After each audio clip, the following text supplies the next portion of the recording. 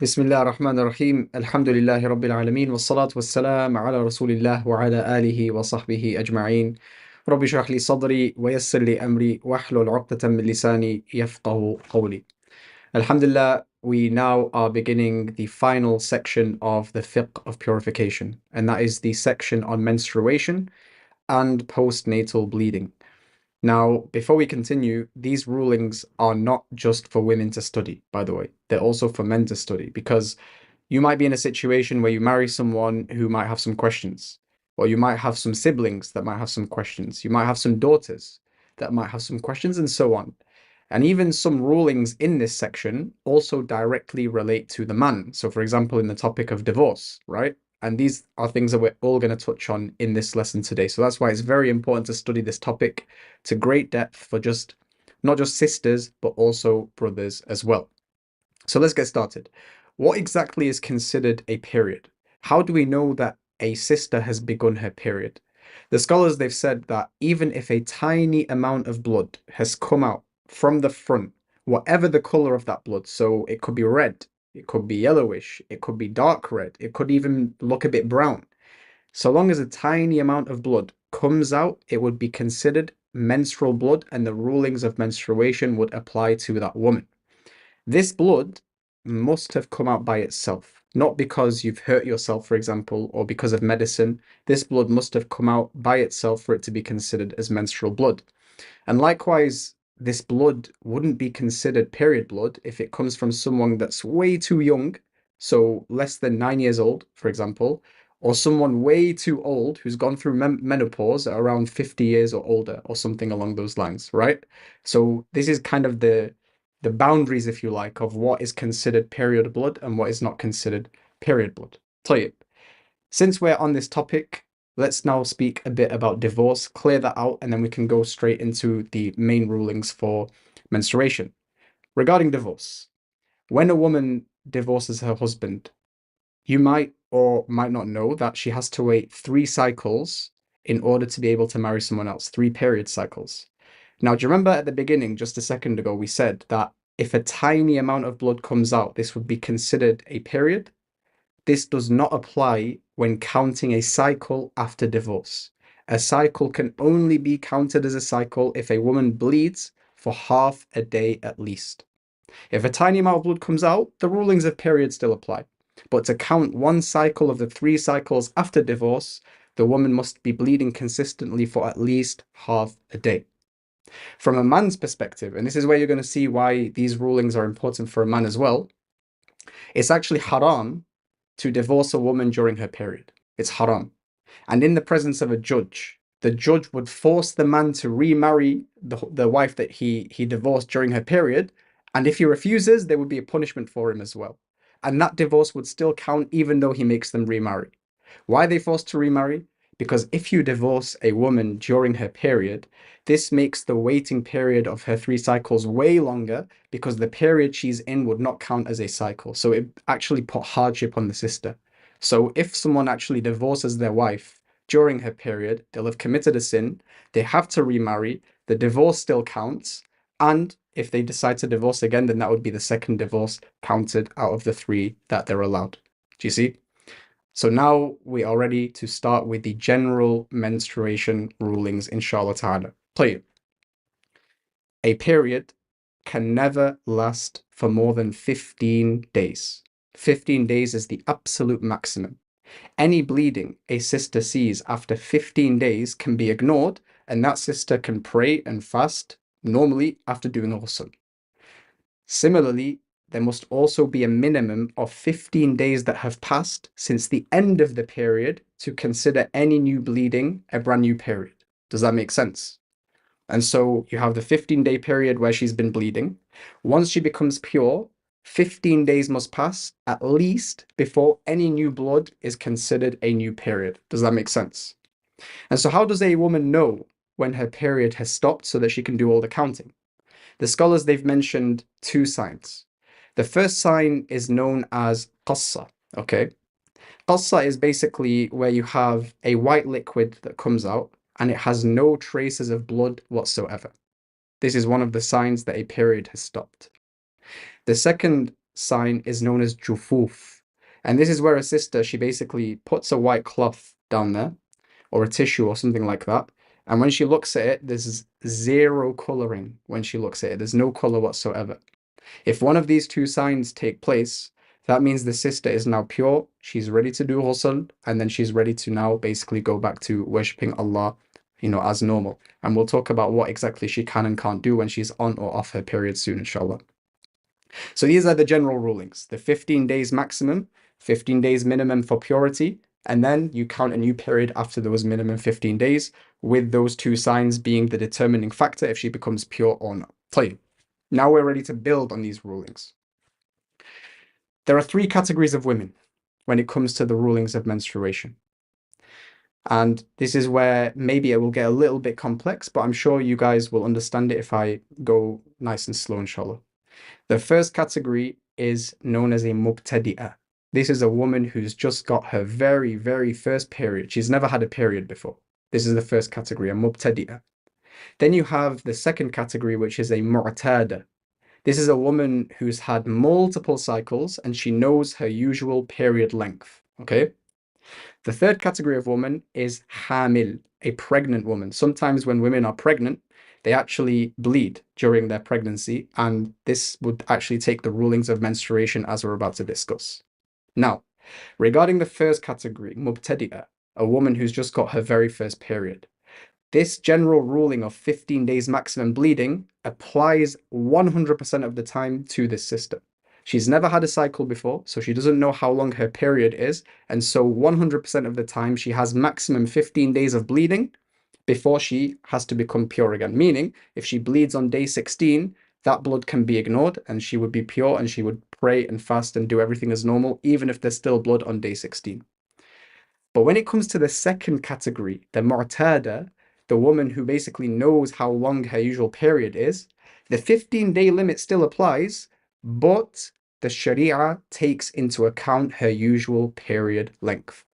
So if the usual length of the woman's period is, let's say, 7 days, and she bleeds for more than 7 days, does she wait until the 15-day limit? No. The woman can bleed for 3 extra days more than her usual before becoming pure. So if a woman's usual cycle is 7 days, okay, and she, in her next period, she's bleeding on day 8, she's still on her period. Day 9, she's still on her period. Day 10, she's still on her period because that's 3 days on top of her usual. Day 11, even if she's still bleeding, she's not considered on her period anymore. She does ghusl and she goes back to spiritual purity. Does that make sense? طيب, what if the usual period length of a woman is 13 days? Does she get an extra 3 days? No, because if you add 3 days to 13, that would be 16. But we said that the maximum is 15 days. Do you understand? And so the plus 3 days applies so long as it's less than 15 days maximum. And that's where the 3-day allowance comes in.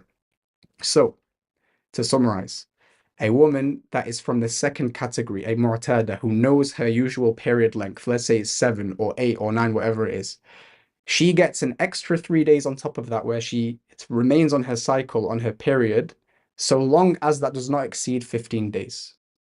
And after those 3 days are finished, then she would basically go back to doing ghusl and praying, etc., even if there's still blood there. Do you understand? طيب. What are some anomalies? Because there are some sisters that have some anomalies here and there, and these are very important to know as well. What if the sister doesn't know her usual number of days because every month is different? 1 month her period is 7 days. The next month it's 9 days. The one after that is 6 days. This can happen. If that's the case, the sister takes the length of the last cycle and uses that as her usual. So if the last cycle was 6 days, this next cycle, she takes 6 days as her usual, plus 3 days, which would be 9, and then she would basically go back to purity if she bleeds on day 10. Does that make sense? That's the first anomaly. The second anomaly, what if the sister can't remember her last cycle's length? So she thinks back and she thinks, oh, maybe it was 4 days, maybe it was 5 days, I can't remember exactly. In that case, the sister would take a minimum estimate and a maximum estimate, and then she would take the maximum as her usual, okay? Then she would plus 3 days on top of that. So let's say sister can't remember and she goes, okay, last month my period could have been 5 days long. Actually, maybe it could have been 7 days long. That's the range, 5 and 7. So then she goes with 7, adds 3 days, that's 10 days altogether. If she's still bleeding on 11 days, she does ghusl and then she goes back to being normal once again, pure, basically. Okay? So what's the third anomaly? The third anomaly, which is a common anomaly, is when a sister's period basically stops and then comes back. So do you remember the two signs that we mentioned at the beginning to know if your period stopped or not?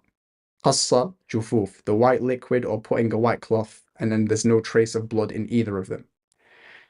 If a sister gets one of these signs, but then after a few days the period comes back, so it stops for a few days, then it comes back for a few days, stops for a few days and comes back for a few days. What should she do in that case?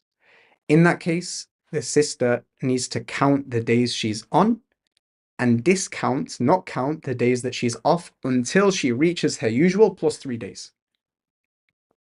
So, for example, it gets a little bit confusing. Let's say the sister's period is 7 days long, okay? So that means if we plus 3, she has 10-day allowance, where if she's bleeding on day 11, she's not on her period anymore, even if she's bleeding. So let's say she comes onto her period on Monday, and Tuesday, Wednesday, Thursday, Friday, she bled. But then it stopped. She's like, oh, I've got the purity. Like, I've got qassa or jufuf. That means I've got to do ghusl and go back to pray, right? I forgot what day we're on. Let's say we're on Saturday. Saturday, Sunday, Monday, she's off her period. So khalas, there's nothing there. And then it comes back on Monday. So then she discards these 3 days. And now she's on day 6. So she's only bled 6 days, even though 9 days have passed. And then she counts the days that she's bleeding again. And if it stops again, she stops counting. And then she continues counting until she reaches her usual plus 3. Then she stops. And then from there, she counts 15 days of purity before any new blood counts as a new period. Do you understand? So when it comes to cutting, yeah, when the period stops and comes back, you only count the days you're bleeding. And until you reach your usual plus 3, that's when you go back to ritual purity once those days are over, even if there's still blood. طيب. That summarizes in depth most 99% of the rulings of menstruation. طيب, what about category 3? Pregnant women. We said that pregnant women, sometimes they might bleed whilst they're pregnant. The rulings of menstruation also apply to pregnant women, but there's a very small difference. The only difference is the maximum amount of days that a pregnant woman can bleed. For category 1 and 2, we said the maximum is 15. For a woman that's pregnant, if she's pregnant from 0 days all the way until 3 months, then she stays 15 days. If she bleeds from 0 days all the way to 3 months, if she bleeds and has her, blood during her pregnancy, she gets maximum 15 days. Then between 3 months and 6 months, the maximum goes up to 20 days. And from 6 months until the end of her pregnancy, the maximum becomes 30 days. Meaning, if she bleeds from 6 months onwards, and she's bleeding every single day for 28 days, 29 days, 30 days, she doesn't need to pray, she doesn't need to do anything. And then only on day 31 would she then have to go back to her spiritual purity. And that's it. That's the only difference. Everything else we've mentioned about the cutting, the signs of a period, etc., everything else we've mentioned applies to the pregnant woman. طيب, what about postnatal bleeding? Postnatal bleeding is when a sister, she gives birth and then she starts bleeding after giving birth. Again, the only difference is just the maximum amount of days that she can bleed before she has to go back to spiritual purity. Everything else is the same. The maximum days for someone who is going through postnatal bleeding is 60 days. So a sister who's got postnatal bleeding can bleed for 60 days consecutively, and she wouldn't need to pray, she wouldn't need to do anything. On day 61, if she's still bleeding, she would go back to purity and she would go back to praying, etc., etc. But everything else basically counts. And so when the 60 days are over, or when the postnatal bleeding stops, if 15 days of purity pass, then the next blood is basically considered a normal cycle. Okay? So that summarizes the vast majority of the rulings. طيب, what can you and can't you do whilst on your period? Number 1, you can't pray or fast. If you're fasting, you have to break your fast. And if the fast is an obligatory fast, so Ramadan fast, you have to make it up. And this is really sad for many sisters because they spend all day in the heat and they're fasting and there's no food, no water. And right until the end where they prepare the date and the water, they're about to drink because there's 2 minutes left. They realize they've come on and they actually have to repeat that fast and they have to break their fast there and then, and it would be invalid. Sad story, but it happens quite a lot. طيب, regarding praying, any prayers that you miss during your menstrual cycle, you don't need to make them up either. This is a mercy from Allah subhanahu wa ta'ala. If you miss, 6 days of prayer, 7 days of prayer, you don't need to make it up. Likewise, if you come on your period during Dhuhr or during Asr or during Maghrib and Isha or Fajr and you don't pray that prayer, you don't need to make that up either. So if you come on during Dhuhr and you've not prayed Dhuhr, then you don't need to make it up when you become pure again. Okay, so that's the first thing. You can't pray or fast. The second thing is you cannot do tawaf around the Kaaba. Because what is tawaf? Tawaf is just tahiyatul masjid. When you go into the masjid, the sunnah is to pray 2 units. Tawaf around the Kaaba is considered tahiyatul masjid for the Kaaba. And so because it's a form of prayer, you can't do that either. And so that's something you're not allowed to do if you are on your period. But with that said, if you do plan to go Umrah or Hajj, it's perfectly fine for you to take any contraception to delay your period so that you're not in a position where you've wasted your money, you've wasted your efforts, and you can't do Umrah or Hajj because of your period. Does that make sense? So you can actually take contraception. The third thing is you cannot enter the masjid. All madhabs agree on this. You cannot enter the place where you pray, the main masjid area, right? Like I said, all madhahib, they agree on this. The super, super vast majority of scholars, they agree on this. However, if you're in the West, there is a very small opinion that can apply to the mosques in the West. You see, when you look at the mosques in the West are like centers for upholding the deen. Where outside the mosque, there's fitna everywhere, there's non-Islamic environment. The mosque is a place where it fosters an Islamic environment. So you have things like events, you have things like charity kind of stuff going on. You have classes going on in the masjid. It's a center to uphold the deen. And so the minority opinion we mentioned can apply to mosques in the West if there's a need for you to be there. So for example, if you're on your period and you have a event you need to volunteer at, or you need to attend a class and you just like without this class, you're gonna, you'll feel like you've been looking forward to this class and you want to benefit from it. And so on and so forth. If there's a need for you to go, then you can go. But if you can get away without going, then it's better for you not to go because of this super vast majority opinion. Okay. Number 4, you cannot touch a complete Quran that is Arabic, start to finish, even with a barrier, by the way. You can't touch a Quran at all, even with a barrier. But if it's a part of a Quran, so let's say just like a few juz', or even if one page is missing from the Quran, or even one ayah, if it's an incomplete Quran, you can touch it, and that's perfectly fine. Similarly, if you have a Quran with translation, right? So you have the Arabic and English, even if it's the full Quran, you can touch it. If it's on your phone, you can touch it. And you can also even recite from memory. But when it comes to reciting from memory, this only applies to sisters who are menstruating, not to those of major impurity. Maybe they've had sexual intercourse or something like that. Even they cannot recite the Quran, but menstruating sisters can. Okay? So only when the Quran is complete and it's Arabic only, then you cannot touch it, but everything else is pretty much fine. Number 5, when you're on your period, you cannot engage in intercourse. That's completely forbidden. And number 6, you cannot engage in foreplay if there's no barrier. If there's a barrier, like there's clothes in between and etc., then you can engage in foreplay in that area. If you know I'm talking about the private area, right? But without a barrier, you're not allowed to engage in foreplay. So that's the do's and don'ts, basically. طيب. The final section is what prayers do you make up when you finish your period? So we've spoken about everything else. Now it's about the prayers that you make up when you come off your period. If you come off your period during Dhuhr, then pray Dhuhr. If you come off your period during Asr, then you pray Dhuhr and Asr. Yeah? So I'll repeat that. If you come off your period during the Dhuhr period, the Dhuhr time, then you only pray Dhuhr. If you come off your period during the Asr time, then you pray Dhuhr and Asr. If you come off your period during Maghrib, then you pray Maghrib. And if you come off your period during Isha, then you pray Maghrib and Isha. And finally, if you come off your period during Fajr, you just pray Fajr. You see? So that's the general theme. Now you sisters can think, okay, if I come off my period during this time, I either pray Dhuhr or Dhuhr and Asr or Maghrib and Isha. Do you understand? طيب. Final question, and this is where it might be probably the most complex part of the entire class. What if you become pure right before the prayer? So there's only like 15 minutes left, or if you're outside the house. You know, maybe you're in the shops or you're doing something, you're coming back from school, university.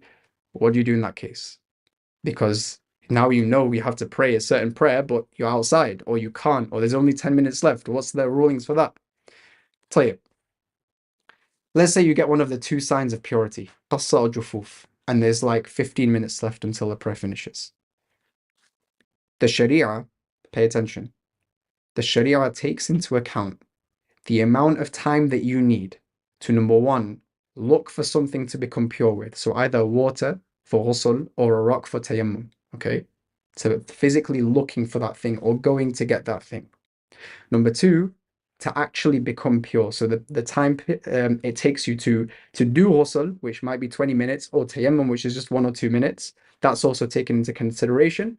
And then number three, catching 2 units of the prayer before the time finishes. If you catch 2 units of Isha and Isha finishes, you've caught the prayer in the Maliki madhab as we discussed.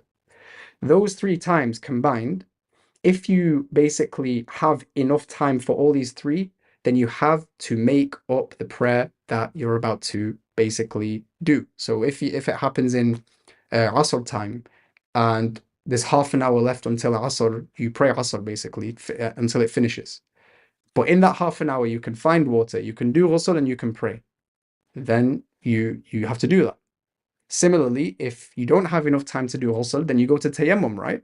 And so if you have like 15 minutes left until Asr, you think, can I do ghusl? You say, no, okay. Now I need to do tayammum then. Do I have enough time in these 15 minutes to go find something to do tayammum and then do tayammum and pray Asr? If the answer is yes, you have to do tayammum. Does that make sense? If the answer is no to both of those, where if you look for water or a rock and you can't do tayammum or ghusl, and there's nothing you can do from that moment, then you don't need to make up these prayers or pray them at all, as we discussed a few lessons ago as well. And so that is the general rulings altogether. The last one that I'm going to mention, pay attention. If you guys are shopping and you're outside, does that still apply? Because if you're shopping, you might think, okay, if I get home and then do I need to make up? Do I not need to make up? Pay attention, okay? If you're shopping and you get one of the 2 signs that you're pure, if there and then you set off straight away to try and get water, to do your ghusl, and then to make up the prayer, and you miss it, you don't need to make it up. But sometimes when you're out, you might be thinking, oh, let me finish my shopping. Let me finish doing this. Let me finish doing that. The Sharia doesn't count this time in. Does that make sense? So if you decide when you're shopping, let me just go to one more shop, or let me just pay for this, or let me do that, then you would have to make up the prayers that you miss, even if the time finishes. Because the Sharia only takes into account the time that you look for the thing to purify yourself with, to purify yourself and catch the prayer. Do you understand? And so now, I promise you, if you've internalized everything I've said, you are masters in the fiqh of menstruation. سبحانك اللهم وبحمدك أشهد أن لا إله إلا أنت أستغفرك وأتوب إليك. جزاكم الله خيرا.